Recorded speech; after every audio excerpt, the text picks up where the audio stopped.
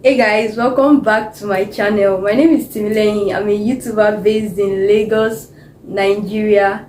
If you are new here to my channel, thank you for stopping by. Please don't make it your last. Make sure you subscribe. Stick around. You are going to have so much fun with me on this channel. And if you are a returning subscriber, you know how we do it. Thank you for always coming back to my channel. So it's another sit down video, as you can see. I hope you guys have been enjoying this sit down series. I'm trying to do a mix of things to just see what really works for my channel. So I do vlogs, I do sit down videos like this one. So it's another sit down video, and in this video I'm going to be talking about money habits to have as a young adult. Yes, not even necessarily young adults, like everyone spends money, so this is going to be applicable to different age groups, all age groups. So yeah, money habits to have generally. Make sure you stick around to the end of this video, as you are going to be learning so many important tips.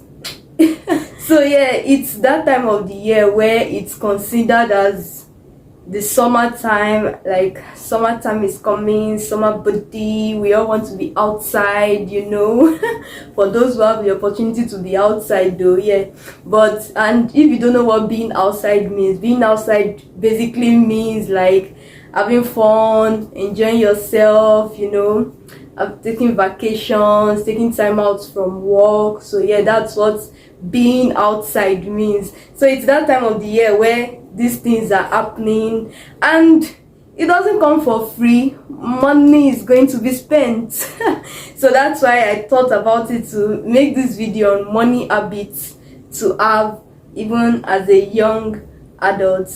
So my first tip is going to be budget. Like, budgeting cannot be overemphasized. When you hear budgeting, you feel like when it's not as if I'm one company, or it's not like I am an enterprise, why should I be so concerned about budgeting? But see, I'm telling you, budgeting cannot be overemphasized. No matter how little you earn, no matter how much you earn, budgeting applies to everybody. And what is budgeting? Like, what does budgeting simply mean? What budgeting simply means is getting your income and apportion it to fit your different expenses. Like, that okay, this portion of my income goes to this portion of my income. For example, this portion of my income, I'm using it to save for rent. This portion of my income, I'm using it to save for groceries. Or this portion of my income, I'm going to use it to relax, enjoy myself. Do you get? So budgeting simply means getting your income and apportion it into different things you would want to use it for as soon as the income comes in. And I think that's where this whole idea of even before the money enters, the money don't finish. But I don't mean finish in the literal sense, because I mean it's not right for you to get money and within a couple of days you can't account for where the money went to. But what I mean basically is, even before the money comes in, you already know how you are going to apportion that money to your different expenses. So that is what budgeting simply means, which leads me to my second point, which is saving. Every young adult should have the habit of saving. Okay, let me not limit it to young adults. Everyone should have the habits of saving. Like, it's funny, I know I'm not the only one, but right from when I could know what money means, I've been saving. Like, I don't mean the money I've been saving since when I was small. I still have it though. African parents now, give me, I'll give you back, and before you know, the money have entered voice me. But yeah, what I'm just trying to let you know is, like, since I knew the meaning of money, since I knew what money meant, I've always had savings. Like, I've always had something to say, this one is my own, no, I'm keeping it when visitor comes and everything. So that was easy for me to also inculcate into my habits even as a young adult. No matter how little from your money that you get, no matter how little from your income, always have the habit of taking out a portion. I will link it to my first tip, which is the budgeting. So when you do your budgeting and you take out every portion for expenses, you should also take out a portion for savings, no matter how little it is going to be, guys. No matter how little it is going to be. So you should also take out a portion for saving, where you say, okay, this I will save for the rainy days. And it might not even necessarily be okay just to save to have money to fall back on or something. You can save for different reasons. You can save towards buying a car, you can save towards getting a house, you can save towards different things. You want to do your wedding, you save towards it, like, you get. So I feel this is more convenient, like, to be saving bit by bit rather than just taking a large chunk of money from your account and your heart just goes whew, and your heart just goes like, oh my god. But when you've been saving this portion in bits, it makes it easier for you to just bring out the money to spend it on whatever you want to spend it on. So whatever it might be, saving is very, very important. Where even if it is saving to have money to always fall back on, to say that okay, I have this, or if you are saving for a particular goal, a particular achievement, like, just save. It is very important. So this is going to lead me to my third point, which is investment. So you might be wondering, which one is investment again? How is investment different from all what I've been saying since? So there's a popular saying that is money that will bring money. Like, you get to use money to get money. That is the basic concept of investment. And investment basically means like putting your money, rather than just saving it, which I mentioned initially. Rather than just saving it, you could put your money towards a particular cause, like towards a particular opportunity or something, and it brings back return to you, like it brings back interest to you. So in this case, you are not just saving the money, but you are putting the money to something that is also going to give you money back. And I feel like investment is relative. Investment is not even necessarily just investment is not necessarily just okay, just putting money. For me, investment is not just putting money in one place to give you money back. You can invest in so many things. You can invest in yourself. Investment in yourself could be career development, or just taking up a course, paying for a particular course. Like, you are still investing in yourself with the hope that one day that knowledge you are acquiring is going to bring money back to you. So that is investment too. Investment could also be maybe putting money in a mutual funds or buying shares or whatever. Then that is the money aspect of okay, putting money to a particular cause and using the money to get more money.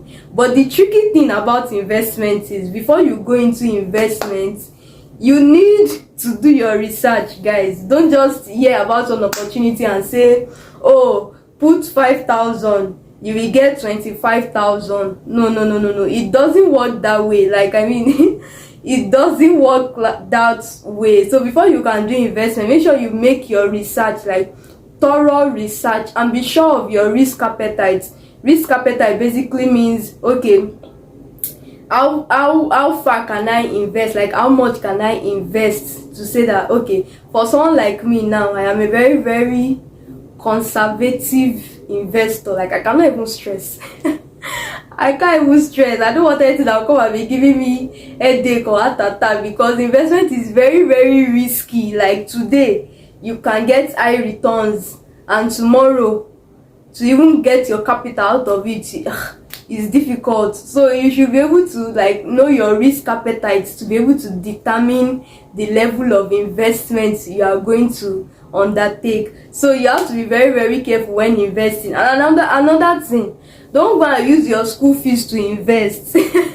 Don't go and use money, or don't go and borrow money to invest, because you will just be shocked that the thing might not turn out the way you expected it to turn out. So you have to be very, very like knowledgeable when it comes to investment. It's not something that any random person can just undertake. You have to be very, very knowledgeable about it. know your risk appetite, know the type of funds or know the type of thing you want to invest in, and be careful not to go and use money that is going to, that you know that okay, this thing is of immediate need, like you need this money right now, but you now said okay, no, let me just hold this need, let me quickly put this money inside one thing that is going to give me times 3 of the money. Guys, don't be deceived. Investment doesn't work that way, to just say okay, put 5,000, the next day you get 30,000. It doesn't work that way. So you have to be very, very knowledgeable. So many a times we just say put idle funds, money that you know that you don't really need at the moment, that you can put into something, because investment is also not something that you just put in right now and you expect that you want to remove it tomorrow. No, it needs to grow. It needs a certain level of consistency to be able to yield results. So yeah, investment is also a money habit that you can have as a young adult after you've done your research, you've done your due diligence. So that is another money habit you can have as a young adult. Another money habit would be to run away, run away from all these quick loan apps, all these things. Like, it is very, very rampant in this part of the world, because yeah, I won't blame people. Like, things are hard. Let's not even like try to mince words or anything. So things are hard, and you see a loan company or something that is offering you money, like loan within 5 minutes, and you get the money and you just feel like okay, let me try it out. Okay, maybe I will not really say run away from it, but as much as possible, avoid it if you can. Like, avoid all these quick loan apps, quick money app, quick anything, quick quick. Avoid it. Avoid them as much as possible, because what you don't know about these quick loan apps is that yeah, they give you the money right on time as soon as you need it, but when it's time to pay back, and maybe for some reason, first off, before even paying back, the fact that you are getting that money very, very accessible, like it takes, like as many of them will say, in 5 minutes you get a loan. The fact that you're able to get that as fast as that should even make you think that okay, what are you going to be giving in return?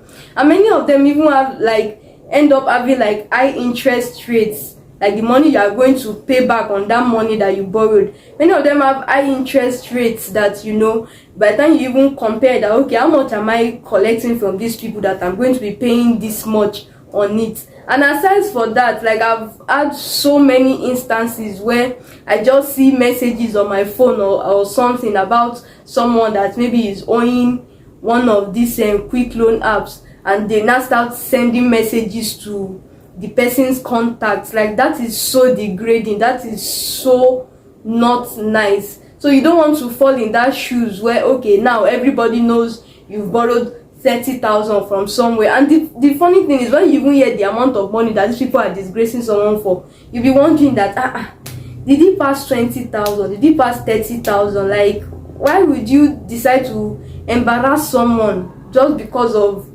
this amount of money? So as much as possible, guys, yes, we all need money, but as much as possible, please avoid them. You don't want to be broke and not be embarrassed on top, because what is the point of not having money and you're trying to package yourself, but now the whole world knows you borrowed money from so place. So as much as possible, please try to avoid. This is going to be my last and final tip. Be content. Yeah, be content. Contentment is very, very important, because even if you have the biggest income or you have the lowest income, what matters is you are content with what you have, and what matters is how you are able to spend that income that you have. So contentment is very, very crucial. It's very, very key, and this is like a human behavior that if you don't have it naturally, you should learn to be content. Take greed out of your eyes. You should learn to be content with what you have. And in contentment comes with the fact that you are not easily shaken. Like, okay, you see people spending money on this, you see people spending money on this, and like, see, I cannot afford this. Learn to say no. I cannot afford this. I can't. Like, there's no shame in saying no. There's no shame in saying no. You can't afford this, you can't afford this, and just stay in the level where you are. So yeah, contentment is very, very important.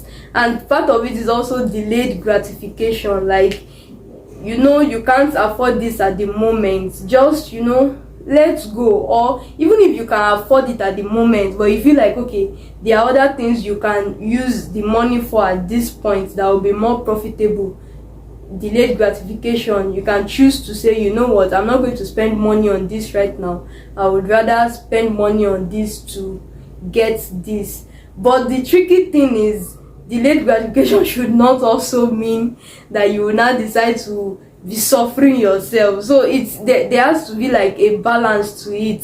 Like, you guys get, there has to be a balance to it, because the same way you are delaying gratification to say that, you know what, I'm not going to spend money on this right now, it's the same way you should, you know, look at yourself and be like, okay, I deserve this, I'm going to spend money on this. So you need to be able to like balance both. You need to be able to balance both. So there's a popular saying by you know, all these personal finance people and people that are so vast about personal finance and everything, and many of them will usually say it is better to live below your means. Like, it is better to live below your means. So this is just like my concluding word for you guys. It is better to live below your means. Like, it will just save you a whole lot of stress. It will save you a whole lot of stress. Let's say you are earning a particular amount of money and you decide to live like you are earning a little bit below that. Like, you get, I don't mean you should be earning big money, but be saying because you want to live below your means, not go and be doing things in the trenches. But so what I'm just trying to make you guys see is that everything needs to be balanced, but at the same time you should try as much as possible to live below your means, so that you can have like extra to keep, extra to save, extra to do things for the rainy days. So live below your means, and it is not compulsory that you happen to get a certain like opportunity or a certain amount of money that just comes to you like that, and immediately you have to upgrade. You now upgrade to the point that you upgrade past yourself. So do you get? So because you get an increase in pay, you get an increase in anything, does not necessarily mean you have to live up to that increase. I hope you guys are understanding what I'm saying. Like, you can decide to say, okay, I'm still living fine because I got an increase in my pay now, does not necessarily mean where I'm living that is fine enough, that is good enough. I'm not saying no, they're already paying me this, so it's in this particular place I must go and live. And before you know, the increase in pay that is supposed to be beneficial to you, to yourself, to your family, you're already spending it on expenses again. So I hope you guys can understand what I'm trying to say. So thank you so much for watching this video. We've come to the end. Thank you for watching this video. I hope you learned a thing or two. Please don't forget to subscribe, like my videos, share these. Like, this is very important tips that many people are going to benefit from. So make sure to share this video, tell your friends about it. Like, you guys help me grow this channel. Tell your friends about my channel. So thank you so much for watching this video, and I'll see you guys in my next one. Bye.